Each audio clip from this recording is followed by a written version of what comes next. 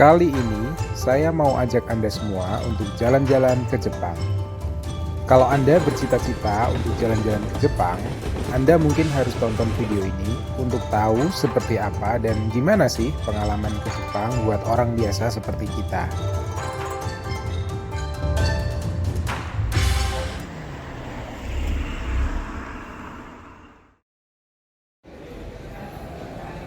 Dari Bandara Juanda di Sidoarjo ke Bandara Narita, kami akan transit di Singapura selama kurang lebih 7 jam.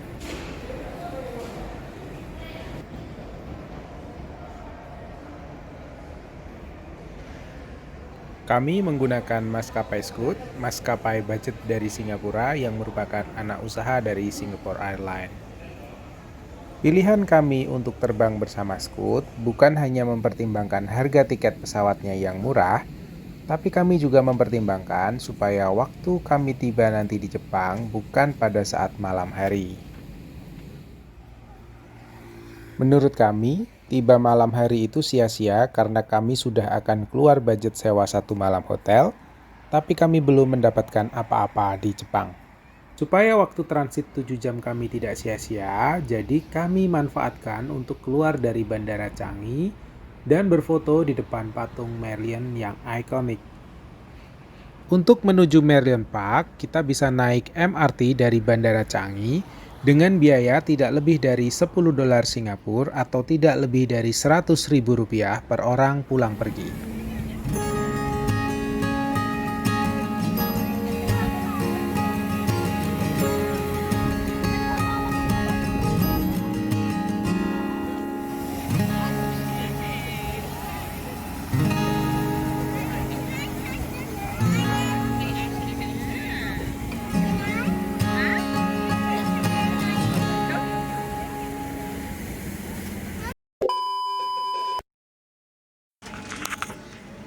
Setelah seharian tadi kita di Singapura, akhirnya kita sekarang boarding untuk terbang lagi ke Jepang. Jadi kalau kita transit agak lama di Singapura itu tidak terlalu membosankan ya teman-teman. Kalau mau tetap di bandara, banyak sekali pilihannya.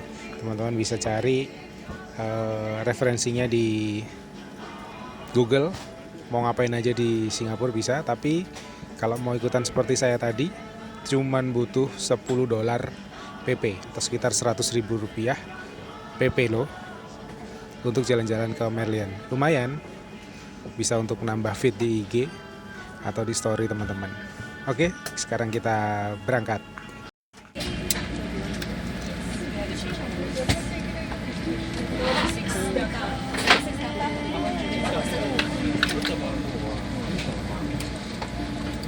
Heading for departure.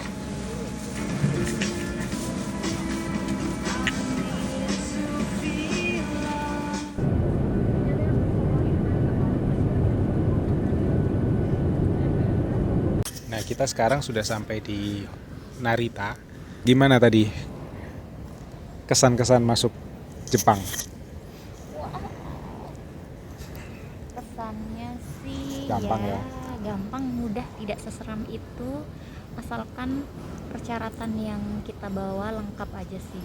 Terus kita langsung ke stasiun kereta. Stasiun keretanya nggak jauh dari Narita. Teman-teman nanti kalau mau langsung ke pusat kota ada 2 pilihan untuk kereta yang cukup cepat, ada Skyliner atau Narita Express. Terserah mau pakai yang mana, tapi biasanya tergantung tujuannya.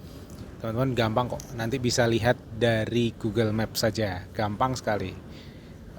Petunjuknya teman-teman tinggal buka Google Map, lalu kemudian cek kemana arahnya, dan di sana nanti akan tersedia informasi kereta apa dan juga termasuk harganya. Nah, jadi seperti ini suasana di stasiun Skyliner. Jadi stasiunnya nanti cukup banyak. Ini adalah stasiun khusus untuk kalau teman-teman naik kereta Skyliner.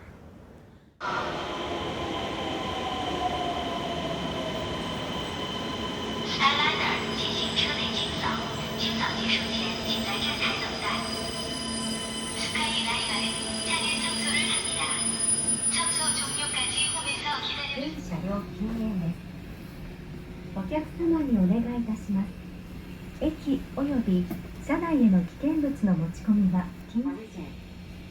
To board this train, a Skyliner ticket is required in addition to the regular fare. Restrooms are located.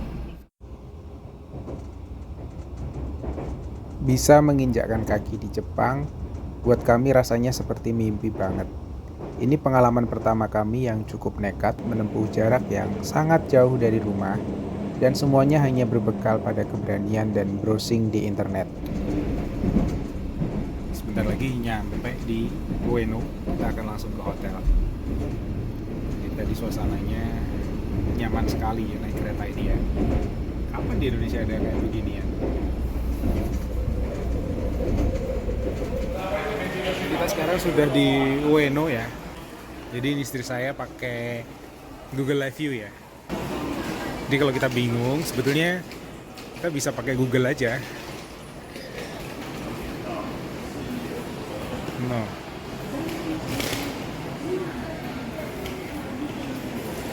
Nah di situ sudah ada tampilannya. Kita disuruh ke mana? Tuh, disuruh ke kiri.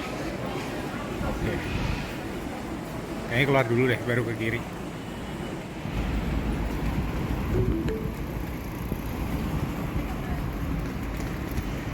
Nah, kita akan nginep di sini ya.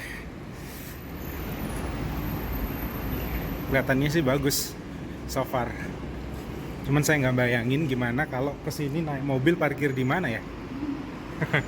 Itu mindset orang Indonesia. Tapi kalau orang Jepang kayaknya jarang pakai mobil.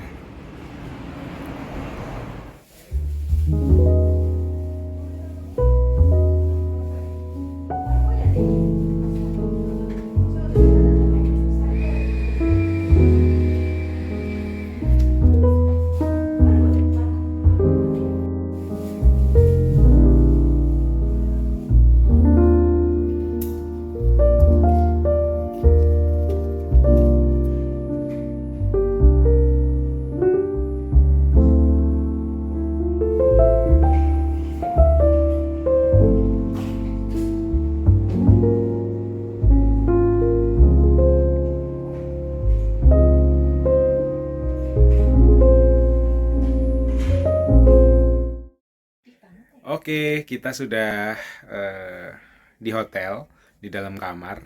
Jadi seperti ini kamarnya, di hotel apa Ueno. Namanya apa? Jadi seperti ini ejaannya. Apa?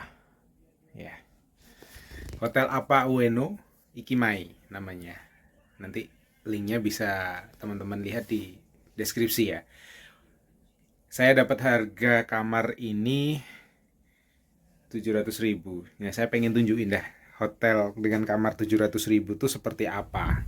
Dari sini ini pintu langsung ke tempat tidur. Tidak ada lemari, jadi barang-barang saya berserakan seperti ini. Koper nggak saya buka, saya hanya pakai baju sesuai yang akan saya gunakan saja karena nggak ada tempatnya, jadi pakaian-pakaian yang tadi semuanya tergantung di sini, termasuk anduk-anduk yang sudah dipakai ya nggak ada tempatnya, jadi harus begini. Dan ini bednya mulai dari ujung sana sampai ke sini sudah nggak ada space lagi, langsung tembok TV ya, kecil sekali. Tapi jangan salah, dengan harga 700.000, apa yang jadi kebutuhan utama kita untuk menginap dengan nyaman itu sangat terpenuhi di hotel ini. Dengan nyaman ya, jadi kita tidak merasa uang yang kita keluarkan itu sia-sia. Ekspektasi kita kalau di negara Jepang ini pasti semuanya serba mahal. Iya, 700.000 dengan kamar kecil ini mahal. Tetapi nggak semahal-mahal itu juga. Saya kira dengan fasilitas yang diberikan ini jadi sangat worth it. Apa saja? Jadi kita dapat fasilitas standar. Tempatnya nyaman, cozy. Ini spring bednya itu sangat empuk. Kemudian suasananya juga nggak yang remang-remang gelap bagaimana. Terang, semuanya oke. Pencahayaannya cukup. sangat nyaman. Nah, saya mau tunjukkan ke teman-teman adalah ini kamar mandinya. Kamar mandinya tentu saja juga sangat kecil, tapi jangan salah, semua fasilitasnya lengkap sekali. Anda bisa lihat di sana itu peralatan mandi. Jadi biasanya kalau saya masuk ke hotel-hotel, saya tetap biasa bawa perlengkapan sendiri. Jadi ke Jepang pun saya juga bawa sendiri ya. Ternyata di sini sudah disediakan amenities yang sangat lengkap. Coba, ada sabun mandi, lalu ada conditioner, bahkan conditioner juga disediakan, lalu ada sampo.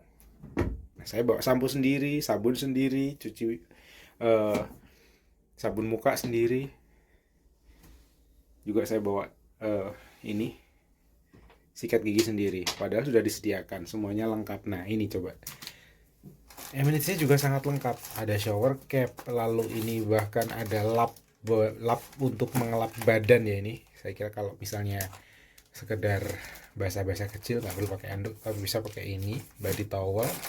Lalu sikat giginya ini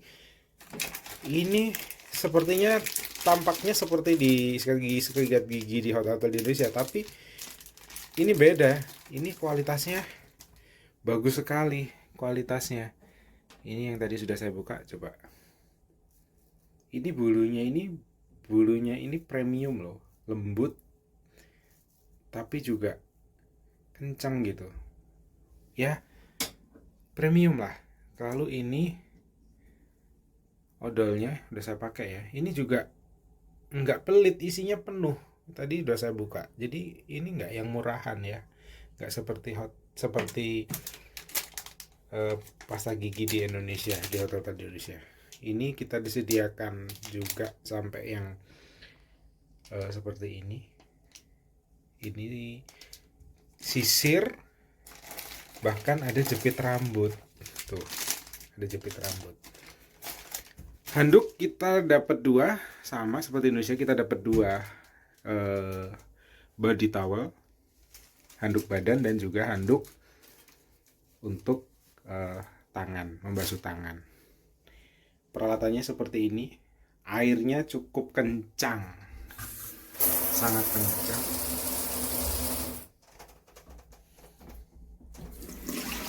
Tuh, airnya kencang.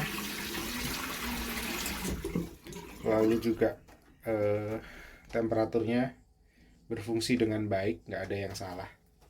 Semuanya oke. Bahkan untuk sabunnya kita juga diberi sabun khusus untuk sabun cuci tangan dan cuci wajah. Bayangkan. Jadi meskipun semuanya kecil, tapi semuanya disiapkan dengan standar yang sangat tinggi. Ini klosetnya, ini kalau kita duduk itu hangat teman-teman. Jadi sangat nyaman ya kalau menggunakan kloset ini. Semuanya juga sudah elektronik, dioperasikan di sini. Untuk pengatur suhu, kehangatan air dan kehangatan tempat duduknya itu juga diatur di sini. Ini pakai bahasa Jepang, tapi jangan bingung, teman-teman bisa gunakan Google Translate. Ini ternyata kalau dibaca adalah suhu. Jadi ini untuk menambah dan ini untuk mengurangi. Nah, saya bisa lihat dari Google Translate, kamera Google Translate. Termasuk operasionalnya juga disediakan dalam bahasa Jepang dan juga bahasa Inggris. Oke, luar biasa. Sekali lagi, jadi meskipun kamarnya kecil, tapi fasilitasnya semua ada kecuali lemari. Kecuali lemari. Kelemahannya cuma satu, nggak ada lemari dan kecil. Jadi semuanya berantakan seperti ini. Bahkan ini kita juga disediakan ini sandal. Tuh. Kalau di Indonesia sandal itu kita dikasih sandal ini sudah biasa ya. Dan ini memang sebetulnya kalau dalam standar perhotelan sandal ini tidak boleh dipakai di luar kamar. Jadi hanya boleh dipakai di dalam kamar. Tapi kalau di Indonesia kita bisa pakai ini keluar kamar, bahkan sampai ke pasar di dekat hotel pun kita pakai ini, lalu kita bawa masuk lagi. Ya, kuman-kuman di luar sana pun juga ikut masuk. Tapi kita disediakan selain sandal ini juga kita disediakan sandal ini. yang kita bisa gunakan untuk keluar. Tuh. Ini semua pengaturan AC ada di sini. AC-nya bekerja dengan baik, nggak ada yang namanya AC berisik dan nge-lag. Nggak ada, semuanya berfungsi dengan oke, dengan nyaman. Jadi apa yang kita butuhkan terhadap sebuah hotel, sebuah kamar hotel, semua bisa didapat di sini. Kecuali sekali lagi, lemari. Majalah, kalau Anda bisa bahasa Jepang ya silahkan. Ini bisa buat baca-baca. Kalau saya nggak ada gunanya. TV, layarnya besar. Ini mungkin 42 inch. Oh, lebih. Ini 50 inch mungkin. Besar sekali. Oh iya, tambahan. Di Jepang, katanya saya lihat di channel YouTube yang lain, kalau di Jepang tuh kita disediakan ini, piyama untuk tidur. Wah. Iya. Tadi dapat 2, nggak tahu yang satu di mana, udah disingkirin sama istri saya. Oke. Colokan juga sudah disediakan universal outlet, jadi kalau kita pakai outlet yang khusus Indonesia pun bisa dipakai di sini, tapi tetap saya sarankan bawa portable adaptor. Jadi seperti ini, saya bawa seperti ini, adaptor khusus untuk digunakan di luar negeri. Nah, sekarang kita akan lanjut untuk jalan-jalan ke Tokyo malam hari. Nggak tahu kita mau kemana, yang jelas mau cari makan. Kalau ke Jepang nggak sah rasanya kalau kita nggak beli ramen.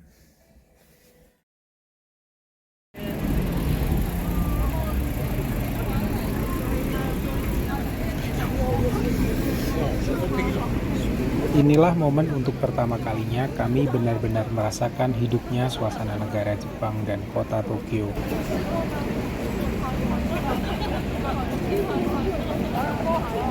Sampai di area ini kami tidak sadar bahwa ini adalah kawasan Shibuya Cross yang terkenal itu. Jadi kami tidak ambil video dengan proper. Sedihnya,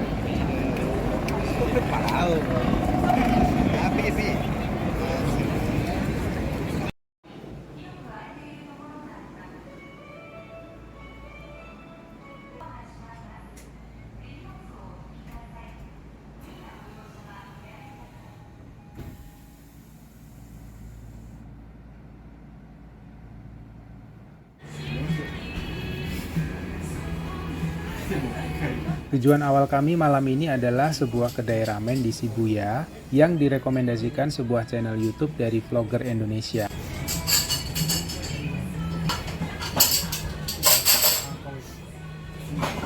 Ambience ini benar-benar khas dan sampai sekarang masih sulit kami lupakan.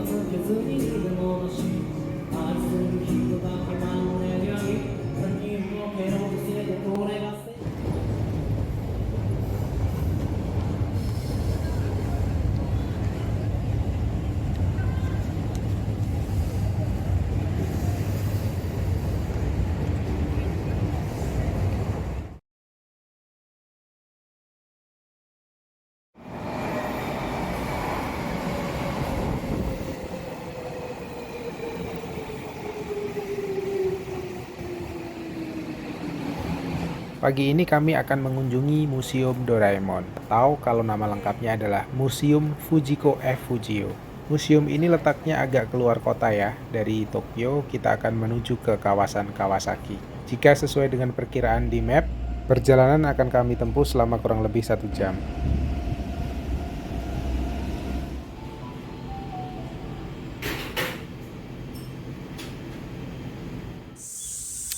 Kita udah sampai di Museum Fujiko F. Fujio.